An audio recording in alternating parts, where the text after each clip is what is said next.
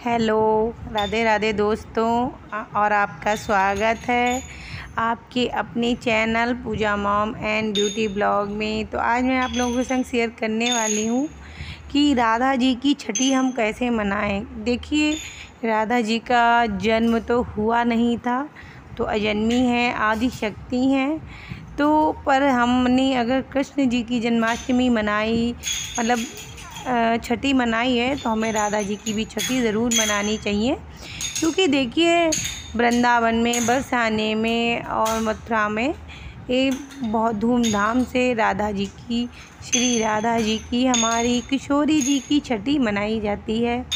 तो वो हम कैसे मनाएं, उसी के ऊपर हम आप लोगों के संग चर्चा करने वाले हैं।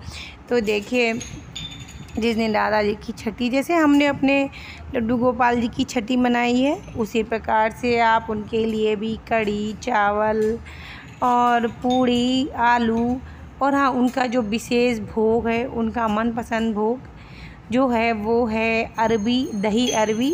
तो आप दही अरबी का भोग उन्हें उनकी छठी वाले दिन ज़रूर लगाइएगा। और इस दिन उपवास नहीं रखा जाता है छठी वाले दिन।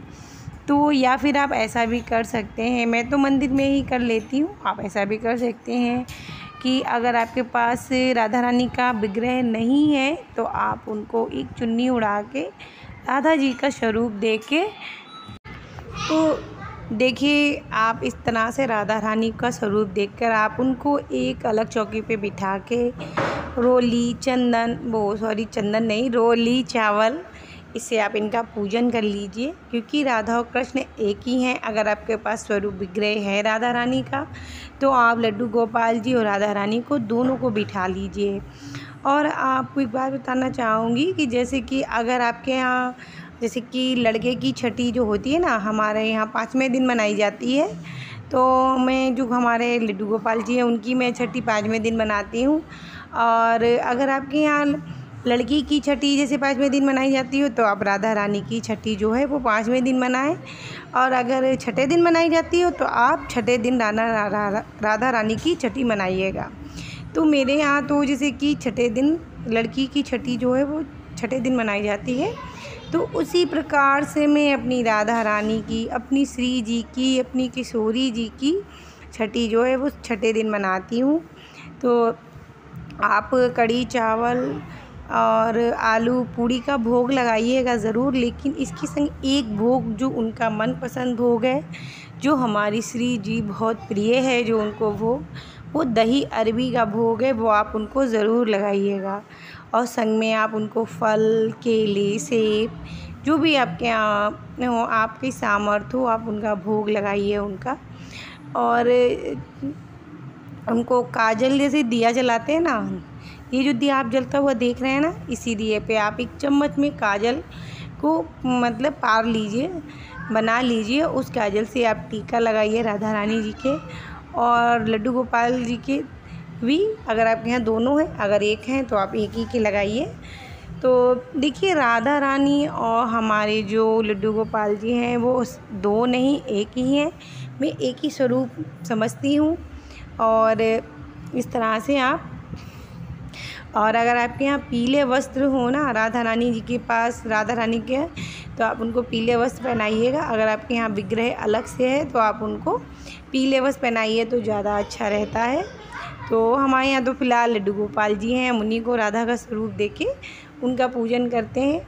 तो उस प्रकार से आप बहुत आसानी से और सरल तरह से राधा रानी की छठी बना सकती हैं। हमारी किशोरी जी, हमारी श्री जी की बना सकती हैं। उसके बाद हम इनकी आरती कर लेंगे, और आरती करने के बाद हम क्षमा प्रार्थना भी ज़रूर करेंगे कि अगर हमसे कोई गलती हो गई हो तो हमें क्षमा कर देना। क्योंकि राधा रानी जो हैं हमारे लड्डू गोपाल जी की प्रिय हैं, हमारे कृष्ण जी की प्रिय हैं।